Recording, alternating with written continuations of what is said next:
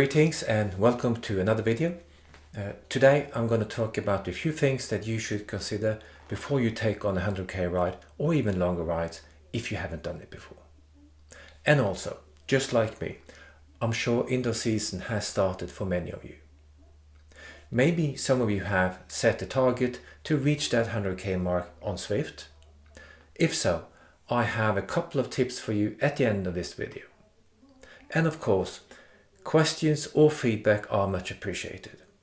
So let's get on with it, shall we? You need a bike, of course, but you also need a bike that fits you. My Caledonia has an upright geometry, which makes her a comfortable bike in the performance geometry. She also got frame clearance for both road and gravel wheels.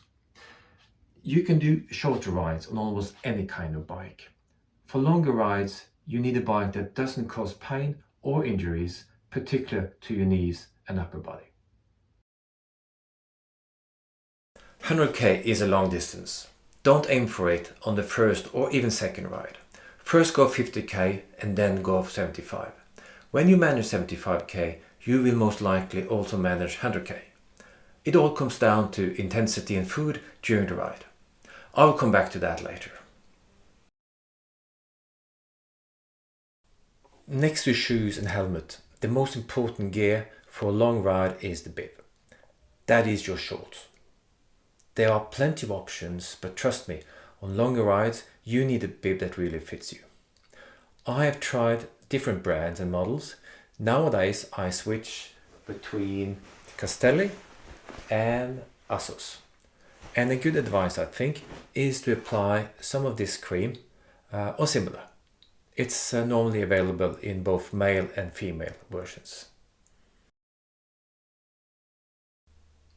Many endurance riders will say you don't need food on rides less than 3 hours. That depends, of course, on how hard you go.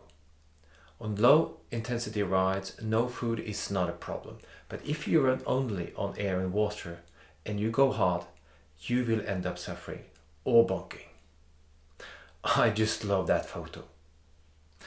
Always, and I mean always, remember to bring some emergency food like an energy bar or a gel on longer rides. A 100k ride is for most people a very long ride and will require a lot of efforts.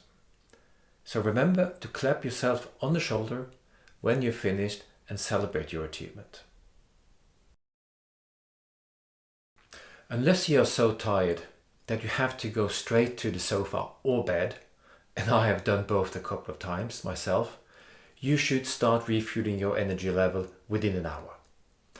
After very long rides, I treat myself with ice cream and a beer. That usually does the trick. And finally, when you're up for it, plan your next ride. Zwift is a great place to train during the winter season. But remember that if you join a group ride, it will most likely be harder than in real life because you don't get the same rest when you ride outside. That means if you target a 100k ride on Zwift, remember to bring enough to drink and eat, use the coffee break function and rise on segments more than 2% to ease your back during the ride. That's all for today. Thank you all for watching and see you in the next video.